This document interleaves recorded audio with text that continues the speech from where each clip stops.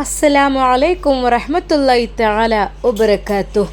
ആ നിമിഷവും ഷെഫി ഉസ്താദ് തൻ്റെ ഉമ്മാക്കും തൻ്റെ വൈഫിനും വേണ്ടി ദുആ ചെയ്തു. കാര്യം മറ്റൊന്നുമല്ല, തൻ്റെ പ്രിയപ്പെട്ട ഉമ്മയെ നോക്കുവാൻ ഏറ്റവും നല്ലത് തൻ്റെ സീനത്ത് തന്നെയാണ് എന്നുള്ള കാര്യം ബോധ്യപ്പെട്ടു. അവൾ പറയുന്നത് ഇങ്ങനെ: ഉമ്മാനെ ഞാൻ കുളിപ്പിച്ച് ഫുഡൊക്കെ കൊടുത്തു, മെഡിസിനൊക്കെ കൊടുത്തു, ഇപ്പോൾ കുഴപ്പമില്ല, സുഖമുണ്ട്. പിന്നെ നാളെ വേണമെങ്കിൽ ഒന്ന് ഹോസ്പിറ്റലിൽ കൊണ്ടുപോകാം. അത്രക്കും സോപ്പിടുന്ന രീതിയിലായിരുന്നു അവൾ പറഞ്ഞിരുന്നത്. പക്ഷേ ഉമ്മക്ക് കാര്യമായിട്ടൊരു പച്ചവെള്ളം പോലും അവൾ കൊടുത്തിരുന്നില്ല എന്ന് മാത്രമല്ല, മെഡിസിൻ പോലും കുടിക്കാൻ സമ്മതിച്ചില്ല എന്നർത്ഥം. അപ്പോഴും ഷെഫി ഉസ്താദിൻ്റെ മനസ്സിൽ ഇതായിരുന്നു പ്രാർത്ഥന: പഠിച്ചോനെ, എൻ്റെ ഉമ്മാനെ ശരിക്ക് എൻ്റെ ഭാര്യയ്ക്ക് നോക്കാൻ തോന്നണേ എന്ന്. പക്ഷേ ഭാര്യയുടെ കഥകളൊന്നും ഷെഫി ഉസ്താദ് അറിയുന്നില്ല എന്നർത്ഥം. നാളെ അറബി വീട്ടിൽ വിശേഷപ്പെട്ട ഒരു ദിവസമാണ്. കാരണം മറ്റൊന്നുമല്ല, അറബിയുടെയും അറബിച്ചുയുടെയും ഏക മകളായ സുഹറ ബത്തൂലിൻ്റെ 18ാമത്തെ പിറന്നാളാണ് നാളെ. അതെ, സുഹറ ബത്തൂലിൻ്റെ ഹാപ്പി ബർത്ത്ഡേ. എന്തെന്നറിയില്ല, ഒരേ ഒരു മകളാണ് അവർക്ക് ജനിച്ചത്. അതിനുശേഷം അവർക്ക് മക്കളുണ്ടായിട്ടില്ല. അതിനു മുമ്പും ആ ഒരു മകൾക്ക് 18ാം വയസ്സ് തികയുകയാണ് നാളെ. അറബിയും അറബിച്ചിയും പ്രത്യേകമായി അതിൽ സന്തോഷം പ്രകടിപ്പിക്കുന്നു. ഞങ്ങളുടെ മകൾ മൈനറിൽ നിന്നും മേജറിലേക്ക് പ്രവേശിക്കുകയാണ്. അതെ, ഒരു യുവതിയായി മാറുകയാണ്, കുട്ടിത്വം വിടുകയാണ്. തങ്ങളുടെ മകൾക്ക് പ്രായപൂർത്തി ആവുകയാണ്, 18 വയസ്സ്. ആ മാതാവും പിതാവും അതിൽ വളരെയധികം സന്തോഷിക്കുന്നുണ്ട്. പക്ഷേ അവർക്ക് ചെറിയ രീതിയിൽ ഒരു ടെൻഷനുമുണ്ട്. 18 വയസ്സാകുമ്പോൾ സാധാരണ മാതാപിതാക്കൾക്കുണ്ടാകുന്ന ആ ഒരു രീതിയിലുള്ള ടെൻഷൻ മാത്രമല്ലായിരുന്നു അവർക്ക് ഉണ്ടായിരുന്നത്. അവർക്ക് മകളുടെ 18ാം പിറന്നാൾ വളരെയധികം നല്ല രീതിയിൽ ആ ദിവസം എല്ലാവർക്കും ഭക്ഷണം കൊടുക്കുവാനും എല്ലാവർക്കും സാലറി കൊടുക്കുവാനുമൊക്കെ അവർ ആഗ്രഹിക്കുന്നുണ്ട്. തലേ ദിവസം തന്നെ ഷെഫി ഉസ്താദിനോട് വിളിച്ച് അറബി കാര്യം പറയുന്നു. യാ ഷെഫീഖ്. ഷെഫി ഉസ്താദ് അങ്ങോട്ട് ചെന്നു. യാ അർബ, യാ ഷെഫീഖ്, ഞങ്ങളുടെ മകളുടെ 18ാമത്തെ വയസ്സ് പൂർത്തിയാകുകയാണ് നാളെ. അതുകൊണ്ട് തന്നെ എല്ലാവർക്കും ഇവിടെ നാളെ ലീവ് കൊടുക്കുന്നു. അവർക്ക് യാതൊരു രീതിയിലുള്ള വർക്കും കാര്യങ്ങളും ഞങ്ങൾ നൽകുന്നില്ല. അതുമാത്രമല്ല, നാളത്തെ ദിവസം നിങ്ങൾക്ക് എല്ലാവർക്കും ഫ്രീ ആണ്. എവിടെ വേണമെങ്കിലും പോകാം, എന്ത് വേണമെങ്കിലും ചെയ്യാം, എല്ലാം നിങ്ങളുടെ ഇഷ്ടം പോലെ. അത് എല്ലാ ജോലിക്കാർക്കും അങ്ങനെ തന്നെ. മാത്രമല്ല, എല്ലാ ജോലിക്കാർക്കും വേണ്ട വസ്ത്രങ്ങൾ, അതുപോലെ നാട്ടിലേക്ക് അയക്കാനുള്ള പ്രത്യേകമായിട്ടുള്ള ക്യാഷ്, ഗിഫ്റ്റ്, ഇവയൊക്കെ ഞങ്ങളുടെ മകളുടെ 18ാം വയസ്സിൻ്റെ ഭാഗമായിട്ട് ഞങ്ങൾ നൽകുന്നുണ്ട്. ഷെഫി ഉസ്താദ് ശരിക്കും സന്തോഷിച്ചു. മാഷാ അല്ലാ, സുഹർ ബത്തൂലിൻ്റെ 18ാം പിറന്നാളാണ് നാളെ. എന്നാൽ ഈ സമയം ഫിലിപ്പൈൻ പെണ്ണ് സുലൈഖ പോകുവാൻ വേണ്ടി ഒരുങ്ങി. അപ്പോൾ അറബി പറഞ്ഞു, അത് മകളുടെ പിറന്നാൾ ദിവസം കഴിഞ്ഞിട്ട് പോകാമെന്ന്. അതനുസരിച്ചാണ് അവർ അവിടെ നിന്നതും. എന്നാൽ 18 വയസ്സ് പൂർത്തിയാകുന്ന ആ ദിവസം എല്ലാവരും അവൾക്ക് സമ്മാനം നൽകുവാനായി വേണ്ടിയിട്ടാണ് തിരക്ക് കൂടിയിരുന്നത്. അതുവരെ അവളെ നോക്കിയിരുന്ന സുലൈഖ അവളും തന്നെ അവളെ കൊണ്ട് കഴിയുന്ന രീതിയിൽ ഒരു ഗിഫ്റ്റ് വാങ്ങി സുഹറ ബത്തൂലിനെ കൊടുക്കുവാൻ വേണ്ടി ഒരുങ്ങുകയാണ്. ഷെഫി ഉസ്താദിന് എന്ത് പറയണം, എന്ത് ചെയ്യണമെന്ന് അറിയുന്നില്ല.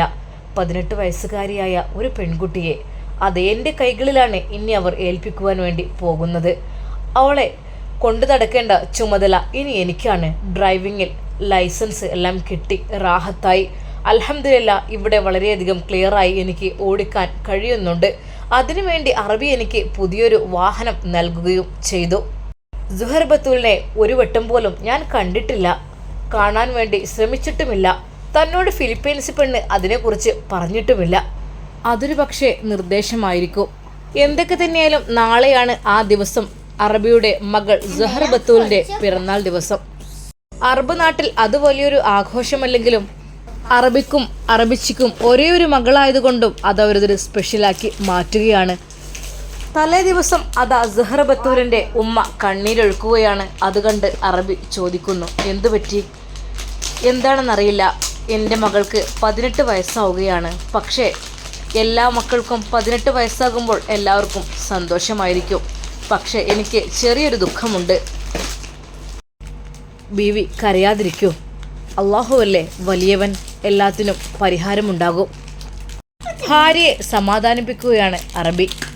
പിറ്റേന്ന് രാവിലെ മുതൽ അവിടെ വലിയ രീതിയിലുള്ള ആഘോഷങ്ങളാണ് ഉണ്ടായിക്കൊണ്ടിരിക്കുന്നത്. മറ്റൊന്നുമല്ല, ആളുകൾക്കെല്ലാം ഇഷ്ടപ്പെട്ട ഭക്ഷണം, ഇഷ്ടപ്പെട്ട രീതിയിലുള്ള ഡ്രസ്സ്, കാര്യങ്ങൾ, ഗിഫ്റ്റുകൾ എല്ലാം അറബി അവർക്ക് കൈമാറുന്നു. എല്ലാവർക്കും സന്തോഷ ദിവസം. അങ്ങനെ അതാ അറബിയുടെയും അറബിച്ചിയുടെയും സഹർ ബത്തൂൽ 18-ാം വയസ്സിലേക്ക് കടന്നിരിക്കുന്നു. നാളെയാണ് ഫിലിപ്പൈൻസ് പെണ്ണ് സുലേഖ നാട്ടിലേക്ക് പോകുന്നത്. ഈ ഒരു ഫംഗ്ഷൻ കഴിഞ്ഞിട്ട് പോയാൽ മതി എന്നായിരുന്നു അറബിയുടെ നിർദ്ദേശം. എന്നാൽ അന്നു മുതൽ ഷെഫി ഉസ്താദിന്റെ മനസ്സിൽ ചെറിയൊരു ഭയമുണ്ട്. കാരണം മറ്റൊന്നുമല്ല, നാളെ മുതൽ സുഹർ ബത്തൂലിനെ സംരക്ഷിക്കേണ്ട ഡ്യൂട്ടി എനിക്കാണ്. അതെ, 18 വയസ്സുകാരി പെൺകുട്ടിയെ ഞാനാണ് കൊണ്ടു നടക്കേണ്ടത്. അതിനു വേണ്ടിയിട്ട് അതാ ഒരുപാട് അവരെന്നെ പരീക്ഷണങ്ങൾ നടത്തിയിരിക്കുന്നു. അതെനിക്ക് മനസ്സിലായിട്ടില്ലായിരുന്നു. എന്നാൽ ഞാൻ ആ പരീക്ഷണങ്ങളിലെല്ലാം വിജയിച്ചിരിക്കുന്നു എന്നുള്ള യഥാർത്ഥ സത്യം പിന്നീടാണ് ഷെഫി ഉസ്താദ് മനസ്സിലായത്. അത് അറബിയുടെ ഭാര്യക്കടക്കം ഖുർആൻ പഠിപ്പിക്കുന്നതിലും എല്ലാം ഷെഫി ഉസ്താദിനെ ഏൽപ്പിച്ചതുകൊണ്ട് തന്നെ എല്ലാത്തിലും അദ്ദേഹം വിജയകരമായി വിജയം കരസ്ഥമാക്കി എന്ന് തന്നെ പറയാം. മകൾക്ക് എല്ലാവരും ഗിഫ്റ്റുകൾ കൊണ്ടുപോയി കൊടുക്കുന്നു. തിരിച്ചും മകൾ എല്ലാവർക്കും നൽകുന്നു. ഒരാണുങ്ങൾക്ക് പോലും അങ്ങോട്ട് പ്രവേശനമില്ല, കാണുവാനും പറ്റുന്നില്ല. എല്ലാം സുലൈഖയുടെ കൈകളിൽ കൊടുത്ത് അവർ അത് അവളുടെ കൈകളിൽ ഏൽപ്പിക്കുകയാണ്. എല്ലാവരും വിഷ് ചെയ്യുന്നുണ്ട് അവളെ. 18 വയസ്സുകാരിയായ സുന്ദരിയായ സുഹർ ബത്തൂൽ, അവൾ അതാ പുതിയൊരു ജീവിതത്തിലേക്ക് പ്രവേശിക്കുന്ന പോലെയാണ് അവൾക്ക് ഇനി മുതലുള്ളത്. കൂടുതലായിട്ട് അവൾക്ക് സെക്യൂരിറ്റി കാര്യങ്ങൾ, അതുപോലെ സേഫ് ആൻഡ് സെക്യൂർഡ് ആയിട്ടുള്ള എല്ലാ കാര്യങ്ങളും അവൾക്ക് അറബി ഏൽപ്പിക്കുന്നുണ്ട്. എന്നാൽ സുലേഖ പോയത് കൊണ്ട് തന്നെ വിശ്വസ്തയായ ഒരു പെൺകുട്ടിയെ കിട്ടിയിട്ടില്ല. അതിന് പകരമായിട്ട് നമ്മുടെ ഷെഫി ഉസ്താദിനെയാണ് ഏൽപ്പിക്കുന്നത്. നാളെ മുതൽ ഷെഫി ഉസ്താദ് അവളെ കൊണ്ടുപോകണം സ്കൂളിലേക്ക്, തിരിച്ചും കൊണ്ടുവരണം. അതാണ് ആദ്യത്തെ ഡ്യൂട്ടി.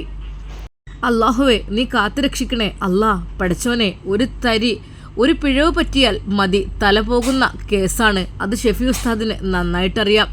കൂട്ടുകാരും എല്ലാവരും പറഞ്ഞിട്ടുണ്ട്, അറബ് നാടാണ്, എന്തെങ്കിലും ഒരു തെറ്റ് പറ്റിയാൽ പിന്നെ ഇങ്ങോട്ടില്ല കേട്ടോ. ഒരു തെറ്റ് ചെയ്തു കഴിഞ്ഞാൽ പിന്നെ തല പോകുന്ന കേസാണ് പലരും പറഞ്ഞിട്ടുണ്ട്. യാ അല്ലാഹ്, പഠിച്ചോനെ റഹ്മാനെ, കാത്തുരക്ഷിക്കണേ. ഇബ്ലീസ് കൂടെ ഉണ്ടാകും എപ്പോഴും പിഴപ്പിക്കുവാൻ വേണ്ടിയിട്ട്. ഒരു തെറ്റ് പറ്റിക്കഴിഞ്ഞാൽ പിന്നെ അവിടെ ശിക്ഷ ഭയാനകമായിരിക്കും. കാരണം ദുനിയാവിൽ വെച്ച് തന്നെ അവർ ശിക്ഷ നടപ്പിലാക്കും. കട്ടവൻ്റെ കൈ വെട്ടുന്നതും കൊന്നവൻ്റെ തല വെട്ടുന്നതും തെറ്റ് ചെയ്തവനൊക്കെ തൂക്കിക്കൊല്ലുന്നതുമായ ഒരുപാട് നിയമങ്ങളുള്ള നാടാണ് അറബ് നാട്. അത് ആരൊക്കെ തന്നെ ആയാലും തെറ്റ് ചെയ്തവർ ശിക്ഷിക്കപ്പെടും എന്നുള്ള കാര്യം അത് ഉറപ്പാണ്. അതുകൊണ്ട് തന്നെ അവിടെ എല്ലാവരും സൂക്ഷിച്ച് ജീവിക്കുന്നു. എല്ലാ കാര്യത്തിലും അങ്ങനെ തന്നെ നിയമങ്ങൾ, റോഡുകൾ എല്ലാം വെച്ച് നോക്കുമ്പോഴും ഷെഫി ഉസ്താദ് ശരിക്കും വിചാരിച്ചു പോയി. റോഡിലൂടെ യാത്ര പോകുമ്പോൾ വരെ വളരെയധികം സൂക്ഷ്മതയോടുകൂടിയുള്ള യാത്ര. വെറുതെ ഹോൺ അടിക്കുവാനോ അല്ലെങ്കിൽ റോങ് സൈഡ് കയറുവാനോ ഒന്നും പറ്റാത്ത രീതിയിൽ ശരിക്കും അച്ചടക്കമാർന്ന ഈ ഒരു അറേബ്യ നാട് കണ്ടറിഞ്ഞാൽ അറിയും അവിടെയുള്ള അവസ്ഥ. ശരിക്കും അച്ചടക്കമുള്ള സമൂഹം, എല്ലാം അച്ചടക്കം, വളരെയധികം സൈലൻ്റ് ഏരിയ. നമ്മുടെ നാട്ടിലെ പോലെ ഒച്ചപ്പാടും ബഹളവും ഒന്നുമില്ല. തികച്ചും വ്യത്യസ്തമായ രീതിയിൽ അച്ചടക്കമായ ആ ഒരു നാട്ടിൽ വെച്ച് റബ്ബേ, എൻ്റെ കൈകളിൽ നിന്ന് അറിയാതെ പോലും ഒന്നും സംഭവിക്കരുതേ എന്നതാ ഷെഫി ഉസ്താദ് വിചാരിക്കുന്നു. മനസ്സിൽ ചെറിയൊരു ഭയമുണ്ട്. നാളെ മുതൽ തൻ്റെ അറബിയുടെ പ്രിയപ്പെട്ട മകൾ സഹർ ബത്തൂൽ, അവർ തലയിലും നിലത്തും വെക്കാത്ത രീതിയിൽ കൊണ്ടു നടക്കുന്ന ആ ഒരു പൊന്നുമോളുടെ ചുമതല എനിക്കാണ്. നാളെ മുതൽ എനിക്ക് അവളെ കൊണ്ടുപോകണം. റബ്ബേ, പിഴവുകൾ വരാതെ സൂക്ഷിക്കണേ. പഴയ ഡ്രൈവർ പിരിഞ്ഞു പോകുകയാണ്. നാളെ മുതൽ ഞാനാണ് സഹർ ബത്തൂലിൻ്റെ കാര്യങ്ങൾ നോക്കേണ്ട ഡ്രൈവർ. എന്തൊക്കെ തന്നെയാലും സന്തോഷ വാർത്ത ഉമ്മയോട് പറയണം. ഉമ്മയോട് പറയുവാൻ വേണ്ടി അതാ ഫോൺ എടുക്കുന്നു. പക്ഷേ ഉമ്മയുടെ ഫോൺ ബെല്ലടിക്കുന്നില്ല എന്ന് മാത്രമല്ല, സ്വിച്ച് ഓഫ് ചെയ്യപ്പെട്ടിരിക്കുന്നു എന്നുള്ള നിർദ്ദേശം കൂടി അവിടെ നിന്ന് കേൾക്കുന്നു. എന്ത് പറ്റി ഉമ്മയുടെ ഫോണിന്? എന്താ ഒന്ന് കുത്തിവെച്ചൂടെ? അന്നതാ ഉസ്താദ് ഉമ്മക്ക് വിളിക്കുന്നു. പക്ഷേ ഫോൺ കിട്ടുന്നില്ല. ഭാര്യ സീനത്തിന് വീണ്ടും വിളിക്കുകയാണ്. ഹലോ, അസ്സലാമു അലൈക്കും. വലൈക്കും അസ്സലാം. എന്താ ഉമ്മയുടെ ഫോണ് വിളിച്ചിട്ട് കിട്ടാത്തത്? അതെ, നിങ്ങളുമ്മാൻ്റെ ഫോണ് ചാർജ് നിൽക്കില്ല, അതുകൊണ്ടായിരിക്കും. ഞാൻ കുറേ കുത്തിവെച്ച് നോക്കി, പക്ഷേ ഒരിക്കലും മരുമകൾ അത് കുത്തിവെച്ചില്ല എന്ന് മാത്രമല്ല, ഫോണ് പോലും എവിടെയാണെന്ന് അവൾക്ക് അറിയില്ല. പാവം ഉമ്മാക്കാണെങ്കിൽ എണീക്കാൻ പറ്റാത്ത പനിയും വിറക്കലും. ഉമ്മ എവിടെ സീനത്തെ? ഒന്ന് ഫോൺ കൊടുക്ക്. ഉമ്മ അവിടെ കിടക്കുകയാണ് സുഖമായി. ഉമ്മ ഒന്ന് കിടന്നോട്ടെ, റെസ്റ്റ് എടുത്തോട്ടെ. ഇതുവരെ ഉമ്മ അങ്ങനെ എഴുന്നേറ്റ് ഇരിക്കുകയായിരുന്നു. ഇപ്പോൾ ഒന്ന് കിടന്നിട്ടുണ്ട്. ഞാൻ മെഡിസിനൊക്കെ കൊടുത്തിട്ടുണ്ട്. എങ്ങനെയുണ്ട് ഉമ്മാക്ക്? ആ, കുഴപ്പമൊന്നുമില്ല വല്ലാതെ. എനിക്ക് ഉമ്മയോടൊരു കാര്യം പറയാനുണ്ടായിരുന്നു. നീ ഒന്ന് ഫോൺ കൊടുക്ക്. ഓ, ഇനി എന്തിനാ അതിനെ ഉണർത്തുന്നത്? അത് ഉറങ്ങിക്കോട്ടെ. അവിടെ മെഡിസിനെ കഴിച്ച് ഒന്ന് റെഡി ആയിക്കോട്ടെ.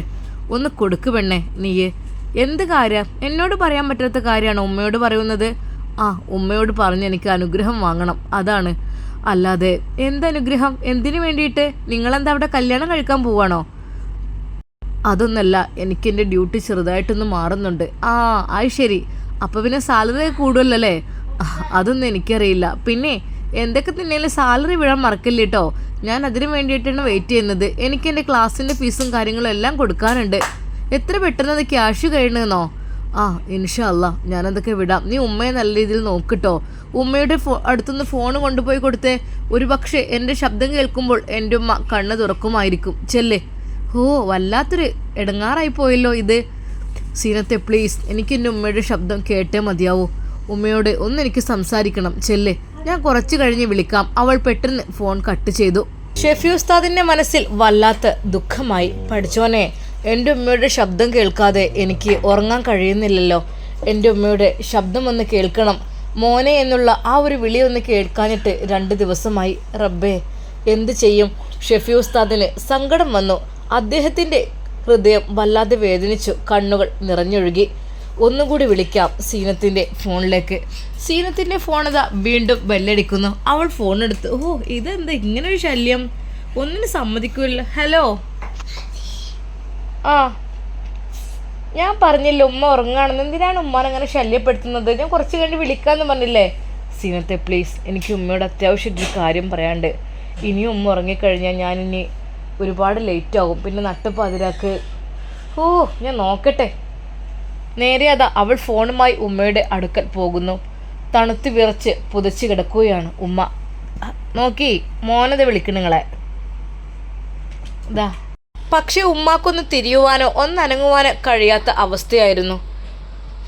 നോക്കി, ഇത് വിളിക്കണേ, നിങ്ങളെ മോനെ വിളിക്കണേ. ഉമ്മയുടെ ആ ഒരു കൈകൾ പതുക്കെ അതാ നീട്ടുന്നു.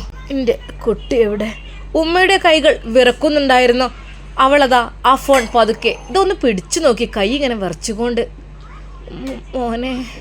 ഉമ്മയുടെ കൈകൾ വിറച്ചുകൊണ്ട് അതാ നിൽക്കുമ്പോൾ ആ കൈകളിൽ നിന്ന് ആ ഫോൺ താഴേക്ക് വീഴുന്നു. എൻ്റെ റബ്ബേ, എൻ്റെ പുതിയ ഐഫോണ് നിലത്തൊക്കെ വീണ് ഇട്ടത് കണ്ടില്ല തള്ള. എൻ്റെ റബ്ബേ, എന്താ ചെയ്യുക? അവൾ ആ ഫോൺ എടുത്തു. പഠിച്ചോനെ, ഇതിൻ്റെ ഫ്രണ്ട് ഗ്ലാസ് ഒക്കെ പൊട്ടിയല്ലോ. എന്താന്ന് ചെയ്യുക? നിങ്ങളെന്തിനെ കൽപ്പിച്ചു വിട്ടു എന്നോടുള്ള ദേഷ്യത്തിന്? മോളെ, ഞാനല്ല, കൈ വിറച്ചിട്ടായത്. ആ ഉമ്മ കരഞ്ഞുകൊണ്ട് പറയുന്നു. പച്ചവെള്ളം ഞാൻ അവിടുന്ന് തരൂല. പച്ചവെള്ളം. നിങ്ങളിപ്പോൾ ആ നല്ലൊരു ഐഫോണാണ് തള്ളിയിട്ടില്ലേ അത്? ആ, നിങ്ങൾക്കുള്ളതാണ് നിങ്ങളെ മോൻ കൊടുത്തേച്ചെന്ന് വിചാരിച്ച് നിൽക്കേനു. എന്നിട്ടിപ്പോൾ എൻ്റെ കയ്യിലായപ്പോൾ നിങ്ങൾക്ക് അസുഖം തുടങ്ങിയ തള്ളിയിട്ടിനത്. സമാധാനമായല്ലോ. നീച്ചാളിങ്ങൾ നീച്ച് പോയിക്കോളി. ഏതെങ്കിലും ഗവൺമെൻറ് ആശുപത്രിയിൽ പോയിട്ട് അഡ്മിറ്റ് ആയിക്കോളി. അല്ലാതെ നിങ്ങളവിടെ വെച്ചുകൊണ്ട് നിൽക്കുക എന്നെക്കൊണ്ട് കഴിയൂല. എന്തൊരു സ്വഭാവം നിങ്ങൾക്ക്! നിങ്ങളാൾ തിരക്കടില്ലല്ലോ. കണ്ടില്ലേ നല്ലൊരു ഫോണ്? ഷെഫി ഉസ്താദ് ശരിക്കും ഞെട്ടിപ്പോയി. ആ ഒരു സംസാരം കേട്ടപ്പോൾ ഫോൺ കട്ടായിട്ടുണ്ടായിരുന്നില്ല. സീനത്തെ എന്തൊക്കെയായിട്ട് നീ പറയുന്നത്? സീനത്തെ പക്ഷെ അതൊന്നും അവൾ കേട്ടതില്ല. ഉമ്മയുടെ വിതുമ്പുന്ന ആ ഒരു വാക്കുകൾ. മോളെ, അറിയാതായിപ്പോയതാണടി. മോളെ, അറിയാതായിപ്പോയതാണ്. എന്നെ കൊണ്ടേടല്ലേ. ആ, വേഗങ്ങളും മാറ്റിക്കോളി. ഒരു ഓട്ടോറിക്ഷയിലാണ് കയറ്റി വിട്ടു തരാം. ഏതെങ്കിലും ജില്ലാശുപത്രി പോയിട്ട് അഡ്മിറ്റ് ആയിക്കോളി. നിങ്ങൾ ഇവിടെ വന്നാൽ ശരിയാവില്ല. മോളെ, എന്നെ അങ്ങനെ കൊണ്ടേടല്ലടി. നിങ്ങളിങ്ങനെ മോങ്ങിട്ടിരുന്ന ഒരു കാര്യമില്ല. നിങ്ങളെ മോൻ്റെ ഇവിടെ നിങ്ങളെ നോക്കാനേ. അവളുടെ ആ ഒരു വാക്കുകൾ ശരിക്കും ഷെഫി ഉസ്താദ് കേട്ട് ഞെട്ടിപ്പോയി. വല്ലാത്ത ഒരവസ്ഥയായിപ്പോയി ഷെഫി ഉസ്താദിൻ്റെ മനസ്സിൽ. റബ്ബേ, ഇയാൾ ഫോണ് കട്ടാക്കിയിട്ടില്ലയോ? കണ്ടില്ലേ, ഈ ഗ്ലാസ് മുഴുവൻ പൊട്ടിയില്ലേ ഫ്രണ്ട്. സീനത്തെ അതങ്ങ് മാറ്റിയാൽ പോരെ ഫോൺ? അതിൻ്റെ സ്ക്രീൻ കാർഡൊന്നും മാറ്റിയാൽ ഇതിൻ്റെ പ്രശ്നമുള്ളൂ. ഈ എന്തൊക്കെയാ പറയണു ഉമ്മാൻ്റെ കയ്യിൽ നിന്ന് ഫോൺ വീണീനെ. ഓ നിങ്ങളതൊക്കെ കേട്ടോ. പിന്നെ അതൊന്നും ഞാൻ കാര്യമാക്കി പറഞ്ഞതല്ല കേട്ടോ, വെറുതെ പറഞ്ഞതാണ്. സങ്കടം കൊണ്ട് ഇത്രയും വിലപിടിപ്പുള്ളൊരു ഫോണ് വീണ് പൊട്ടുകയെന്നുള്ളത് നമ്മളെ മനസ്സ് എത്ര വേദനിക്കുന്നുണ്ടാവും. അല്ലാതെ ഉമ്മാനോടുള്ളത് കൊണ്ട് പറയല്ല കേട്ടോ. സീനത്ത് പെട്ടെന്ന് തന്നെ അവിടെ വിഷയം മാറ്റുകയാണ്. എടി ഉമ്മയെ നല്ല രീതിയിൽ നോക്കണം കേട്ടോ. ഈ എന്തൊക്കെയാണ് ഇപ്പം എൻ്റെ ഉമ്മാനെ പറഞ്ഞത്? സീനത്തെ എനിക്ക് സഹിക്കാൻ കഴിയൂല കേട്ടോ. നീ എന്തൊക്കെയാടി പറഞ്ഞത് ഉമ്മാനെ? നീ ജില്ലാ ആശുപത്രി കൊണ്ടുപോയിടും, ഗവൺമെൻറ് ആശുപത്രി കൊണ്ടുപോയിടും എന്നൊക്കെ. എന്തിന്? എൻ്റെ ഉമ്മയെ നീ കഷ്ടപ്പെടുത്തരുത് കേട്ടോ. നിന്നെ എനിക്ക് വിശ്വാസമായിരുന്നു എല്ലാം കൊണ്ട്. നിങ്ങൾ ക്ഷമിക്കേ, സങ്കടം കൊണ്ട് പറഞ്ഞു പോയതാ. ഉമ്മാനെ ഞാൻ എങ്ങനെ വെച്ചാൽ നോക്കിക്കോളാം. ഒന്നും നിങ്ങൾ വേദനപ്പെടേണ്ട, വിഷമിക്കേണ്ട. അങ്ങനൊന്നും ഞാൻ ചെയ്യൂല. ഞാനെങ്ങനെ ചെയ്യോ? എൻ്റെ ഇക്കാൻ്റെ ഉമ്മല്ലേ, എൻ്റെ ഇക്കാൻ്റെ ഉമ്മാനെ ഞാനെങ്ങനെ ചെയ്യോ? പിന്നെ അറിയാതെ തെറ്റുപറ്റി പോയിക്കണേ, ഞാൻ അറിയാതെ പറഞ്ഞു പോയിക്കണമെങ്കിൽ നിങ്ങൾ ക്ഷമിക്കണം. ഞാനത് സങ്കടം കൊണ്ട് പറഞ്ഞു പോയതാണ്. ഉമ്മ ഫോണ് പൊട്ടി സങ്കടം കൊണ്ടാട്ടോ ഞാനത് പറഞ്ഞത്. ഉമ്മ എന്നോട് ക്ഷമിക്കണം. ദാ ഉമ്മ കഞ്ഞി കുടിച്ചോളി. അവൾ അങ്ങനെയും അഭിനയിക്കുന്നു. ഷെഫി ഉസ്താദിൻ്റെ മനസ്സിൽ സങ്കടവും വിഷമവും ഒരുമിച്ച് വന്നു. അല്ലാ, എൻ്റെ ഉമ്മ നരകത്തിൽ കഴിയുന്ന പോലെയാണല്ലോ റബ്ബേ. പഠിച്ചോനെ, എൻ്റെ ഉമ്മാനെ എങ്ങനെയെങ്കിലും അവിടെ നിന്ന് ഒന്ന് മാറ്റാൻ. സീനത്തെ അപ്പോഴേക്കും അവൾ ഫോൺ കട്ട് ചെയ്തിരുന്നു. ഉമ്മ ഹോസ്പിറ്റലിൽ പോയിക്കണോ എന്തോ അറിയില്ല. പഠിച്ചോനായിട്ടാണോ ഉമ്മയെക്കുറിച്ച് എനിക്ക് അങ്ങനെയൊക്കെ കേൾപ്പിച്ചു തന്നത്? റബ്ബേ, എൻ്റെ ഉമ്മയോട് കാര്യമായിട്ട് എനിക്കൊന്ന് പറയാനുണ്ടായിരുന്നു കാര്യങ്ങൾ. അല്ലാ, പക്ഷെ അതിന് കഴിഞ്ഞില്ലല്ലോ. സീനത്തിൻ്റെ സ്വഭാവം റബ്ബേ, ഹയറാണോ ഷെറാണോ? ഇവളെന്താ ഇടയ്ക്കിടെ അങ്ങനെ, ഇടയ്ക്കിടെ മറ്റു രീതിയിൽ, അങ്ങനെ പല രീതിയിലാണ് ഇവളുടെ കാര്യങ്ങൾ. റഹ്മാനെ, പഠിച്ചോനെ, എൻ്റെ ഉമ്മക്ക് നീ നിയമത്ത് നിൽക്ക് റഹ്മാനെ. റബ്ബിർഹമുമാ കമാ റബ്ബിയാനി സഗീറ, റബ്ബിർഹമുമാ കമാ റബ്ബിയാനി സഗീറ, റബ്ബിർഹമുമാ കമാ റബ്ബിയാനി സഗീറ. ഷെഫി ഉസ്താദ് കരഞ്ഞുകൊണ്ട്, പൊട്ടിക്കരഞ്ഞുകൊണ്ട് പടച്ച റബ്ബിനോട് ദുആ ചെയ്തു. അല്ലാഹുവേ, എൻ്റെ ഉമ്മയെ സംരക്ഷിക്കാൻ നീ മാത്രമാണുള്ളത്. ഒരാളെയും ഏൽപ്പിക്കാൻ എനിക്ക് ധൈര്യമില്ലല്ലാ. റഹ്മാനെ, ഞാൻ ഇവിടെയായിപ്പോയി. എൻ്റെ ഉമ്മയുടെ കാര്യം എല്ലാം നീ നോക്കണം. തവക്കൽത്തു അലല്ലാ. റഹ്മാനെ, എൻ്റെ ഭാര്യയുടെ മനസ്സിൽ നീ സ്നേഹമിട്ട് കൊടുക്ക്, ദയയിട്ട് കൊടുക്ക്. എൻ്റെ ഉമ്മാനെ ശരിക്കും നല്ല രീതിയിൽ സംരക്ഷിക്കുവാനുള്ള സ്നേഹം നീ അവളുടെ മനസ്സിൽ, കൽബിൽ ഇട്ട് കൊടുക്കല്ല. അവളുടെ കൽബത്തിൽ കൽബ് മാറ്റിയിട്ട് നല്ല ദയയുള്ള മനസ്സ് നീ നൽകല്ല. ഷെഫി ഉസ്താദ് ആ രാത്രിയിൽ പൊട്ടിക്കരഞ്ഞുകൊണ്ട് പടച്ച റബ്ബിനോട് ദുആ ചെയ്തു. തഹജ്ജുദ് നിസ്കരിച്ച് അള്ളാഹുവിനോട് ഒരുപാട് ദുആ ചെയ്തു. റഹ്മാനെ, നാളെ മുതൽ ഞാൻ സഹറ ബത്തൂൽ എന്ന അറബി പെൺകുട്ടിയെ കൊണ്ട് ഞാൻ കോളേജിലേക്ക്, അവളുടെ സ്കൂളിലേക്ക് പോവുകയാണ്. റഹ്മാനെ, കാത്ത് രക്ഷിക്കണേ റഹ്മാനെ. എനിക്കൊന്നും അറിയില്ല അല്ലാ. എൻ്റെ ഭാഗത്ത് നിന്ന് അറിയാതെ പോലും ഒരു തെറ്റും വന്നു പോവരുതേ. നാട്ടിലെ സ്ഥിതിഗതികൾ ഓർക്കുമ്പോൾ വല്ലാത്ത വിഷമം, ഉമ്മയെക്കുറിച്ച് ഓർക്കുമ്പോൾ എല്ലാം കൂടി ഷെഫി ഉസ്താദിൻ്റെ മനസ്സിൽ ആകെ അങ്ങ് സങ്കടം ഉണ്ടായിക്കൊണ്ടിരിക്കുകയാണ്. ഷെഫി ഉസ്താദ് വളരെയധികം പ്രയാസപ്പെടുകയാണ്. ആ രാത്രിയിൽ ഷെഫി ഉസ്താദിന് ഉറക്കം വന്നിട്ടില്ലായിരുന്നു. പക്ഷേ തഹജ്ജുദ് നിസ്കരിക്കണമെങ്കിൽ ഒന്നുറങ്ങണമല്ലോ. അറിയാതെ ഒന്ന് മയങ്ങിപ്പോയി. പെട്ടെന്ന് എണീറ്റ് നിസ്കാരവും ഖുർആൻ പാരായണവും എല്ലാം കഴിഞ്ഞു. അന്നും കുട്ടികൾക്ക് എടുക്കുന്ന ആ ഒരു ഖുർആൻ ക്ലാസ് അത് എടുത്തു കൊടുത്തു. നേരെ അതാ അറബിച്ചിയുടെ ആ ഒരു റൂമിലേക്ക് പോയിക്കൊണ്ടിരിക്കുകയാണ് ക്ലാസ് എടുക്കുവാൻ വേണ്ടി. പെട്ടെന്ന് അർബാവിൻ്റെ വിളി. ഷെഫീഖ് തിരിഞ്ഞു നോക്കി. ഇൻഷാ അല്ലാ ഇതിൻ്റെ ബാക്കി ഭാഗം നമുക്ക് നാളെ കാണാം. അതുവരേക്കും എല്ലാവർക്കും അസ്സലാമു അലൈക്കും വറഹ്മത്തുള്ളാഹി തആല വബറകാതുഹു.